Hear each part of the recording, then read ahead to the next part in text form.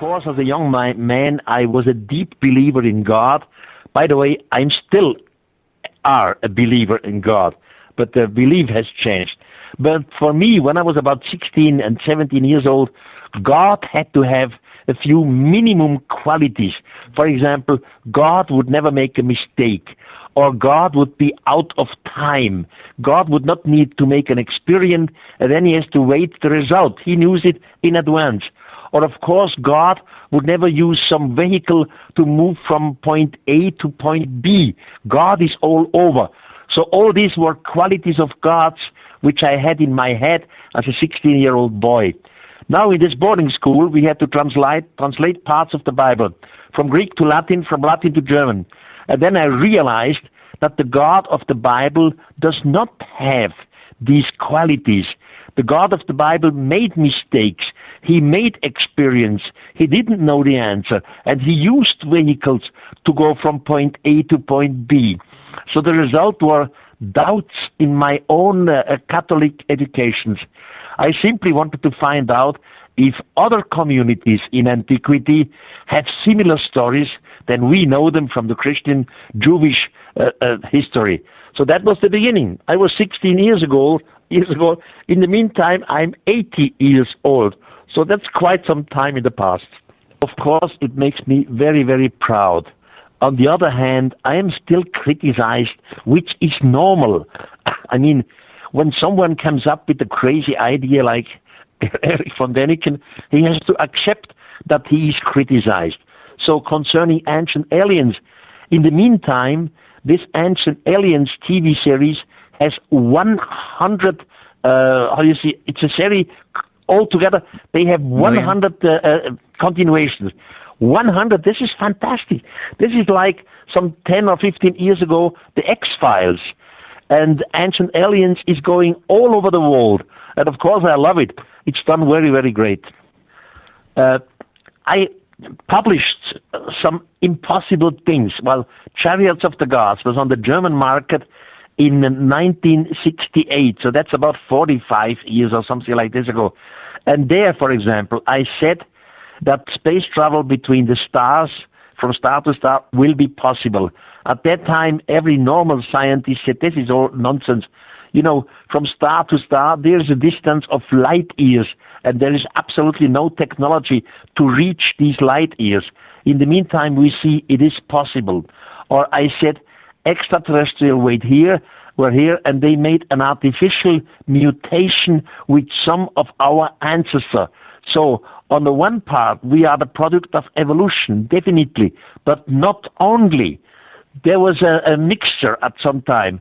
So, 45 years ago, I was crashed down. See, this is completely rubbish what Erich Von Däniken says, because it is not possible to make artificial mutations. In the meantime, we do it, of course.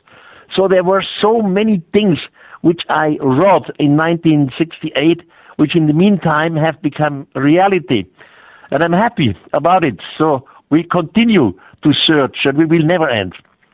And I can prove that we have been visited by extraterrestrials. That means they were intelligent. They had space travel. And how can you prove such a thing? Look, in the beginning, some 10,000, 20,000 years ago, our Stone Age ancestors were seen from a technological point primitives. So they had no tools and nothing. And they were afraid of nature. So the beginning of the religions were always natural religions. But then of a sudden, some so-called gods have come down from the clouds. We can prove this because we have thousands of cave paintings and cave engravings, which are 10,000 years old, were all around the world. They show the similar things. Now, how can you make a difference between the so-called gods, the extraterrestrials, and the gods in nature? You see, the extraterrestrials, they were talking. They gave information. They chose a few of our primitive Stone Age people at that time. They teach them in language. They teach them in astronomy. They clearly said, for example, man, look out of the window. Do you see this little light there? You humans, you call the light moon. But in reality, the moon has no light. The moon receives his light from your sun. And then he explained them the moon dates later, the calendar, etc. All this means information was coming from up to down to us. And nature, an earthquake, a trembling, a lightning does not give scientific information. So we can be absolutely sure we have been visited by beings from outer space, and of course they must have been intelligent. Nazca was one of the biggest miracles, and for some scientists it is still a miracle. And of course Nazca has open questions. First, that the public knows what we are talking about. Nazca is a desert, and Nazca lies about 500 kilometers south of Lima in Peru. Now, when you are down on the desert, then you see just nothing. It's a desert like all the other deserts, with sand and small brown stones. Soon as you fly over the desert, of a sudden you see gigantic figures in the desert. Down there you see something like an ape, then a flower, you see a fish, you see something like a labyrinth, etc. Now you go higher and higher into the air, and of a sudden you see gigantic lines. The lines start abruptly, they end abruptly, so you can compare them with airstrips. They look like airstrips. By the way, I never said these are airstrips, but I always said they look from the air like airstrips. And there are hundreds of them. So in the course of history, we have at least 30 theories concerning Nazca, what all this was. And you can really disprove every of the theories. Now in the last 2 years, and by the way, what I say now was paid by the Erich Von Däniken Foundation. In the last 2 and 3 years, the University of Dresden in Germany made some exact measurements in Nazca. I have asked them, please go out to the desert and find out, is there something not reasonable, something which we cannot explain? Is there some mineral, or can you measure, differentiate in the magnetic field, etc.? And the result is absolutely astonishing. We have some of these lines where there are strong magnetic fields under the line, in the ground. And also, they found a lot of things like, for example, arsenium, which is not normal to be there.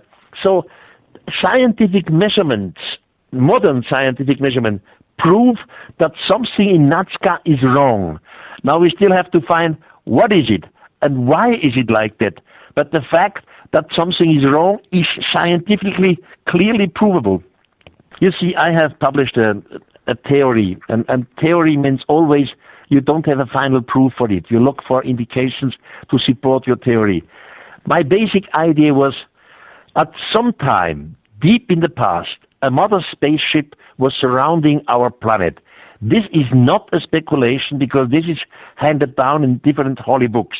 Now, this mother spaceship, they were looking for some kind of energy, raw material. We don't know what they were looking for. But when you have a spaceship which is 100 years on the way, you need some energy. So they were measuring on our planet, where do we find energy? They found the plain of Nazca. The plain of Nazca in Peru, and south of the plain of Nazca, is full of raw material. Still, today, it's the biggest mine in Peru. All kind of raw material, including uranium. So they measured this from the orbit. Now they sent something down, maybe it was just a satellite or a robot or whatever. They sent it down to the plain of Nazca because they realized that there were no people, so nobody would be disturbed. Now something like a robot or a robot spaceship or something like a space shuttle, never a mother spaceship, just a smaller vehicle, came down and made a landing on the desert of Nazca. Of course, there was no landing strip there. Nobody was there to construct a landing strip. A space shuttle does not need a landing strip. Maybe they came to a standstill just by something like an air cushion or so. Now the robot made exact measurements for their raw material, and then the robot started again. And on the desert, what was left was a small line, just a line because the robot created this line by blowing away sand and little stones and so. Now some of the natives may have observed that something from the sky had come down to the earth. The natives came out in the desert and they see this line of blown away sand and stones and so. And now they start to whisper, the gods made that line. They gave us a sign. And now the natives start to make lines to the north and south and east and west, large and small one, signs to for all generations, because this was going on for more than one generation. Of course, the natives always waited that the gods should return, but they did not return. And one day a priest had a great idea. Priests often have great ideas, and said, we must show them that we are waiting them. We must show them, these sky people, that we have offerings for them. And now the natives start to create gigantic figures in the ground, like spiders and apes and fishes, etc. So this was my basic idea. Of course, I cannot prove it. But what we know, as I said before, something in Nazca is wrong, because some mountains in Nazca are cut off, completely cut off. There is no top of the mountain. Somebody was taking something away, like raw material. And as I said before, in the ground we find extreme changings of the magnetic field. So something was going on there. Well, one of the things which we can prove is Pumapunku. Pumapunku is in the highland of Bolivia, about 4,000 meters high. And Pumapunku is a temple just very close to another big temple called Tiwanaku. Tiwanaku. Now there you see stone blocks. They are cut absolutely precisely, and you see small grooves in these stone blocks. Now the stone blocks are made out of andesite. Andesite is a hard stone like granite. Some of these stone blocks were definitely moved together to make a gigantic platform. And one of the stone blocks weighs about 80 tons. Other stone blocks, and you clearly can prove this, are prefabricated. That means like a Lego game, you can put the blocks together, and when you have them together, you create a wall. Now, officially, we say all of this was done in Stone Age time. And in Stone Age time, up there in the highland of Bolivia, the Aymara Indians were living. But the Aymara Indians were Stone Age people. They had absolutely no possibility to polish, to cut a block in such a precise way as we can prove it in Pumapunku. They had no planning to make prefabricated blocks, but there are prefabricated blocks. There were no tool, because you need a tool which is harder than granite. Otherwise, you cannot make a groove into a tool, and the groove just a few millimeters deep, absolutely precise. So something technologically was going on up there in Stone Age time. About 400 years ago, the Spanish conquerors arrived to Pumapunku, and they were standing before these gigantic stone blocks. And the natives were there too, including the ruler at that time, an Inca ruler. And the Spanish asked the natives and the Inca ruler, what is this? Not even we from Spain, we would be able to create something like this. And the ruler of the Inca said, we did not make this. It was the gods who made it in one simple night. Now, which gods again? Again, I came back. We have a mother spaceship in orbit. From the mother spaceship, smaller vehicle came down. These extraterrestrials, they are looked by the natives like gods. Now, of course, they are not gods. They just are called the gods, and they behave themselves like today's ethnologists would do. They watch and teach, and they make their photographs of a few natives. Of course, the extraterrestrials, they have their equipment. Today, our ethnologists, they have their equipment like photo apparates. They have all kind of technological equipment.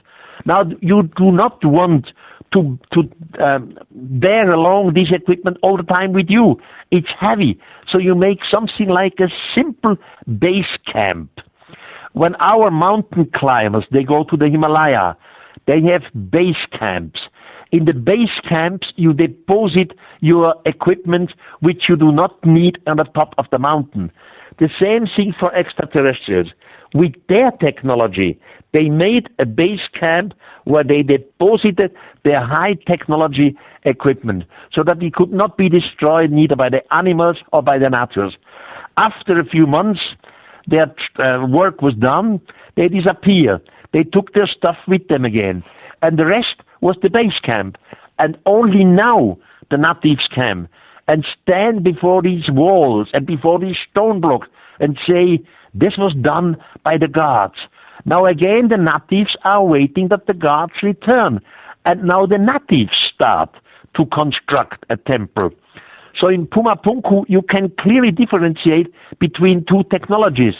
One is a technology out of Stone Age time, which was not able to have been made by the Aymara Indians.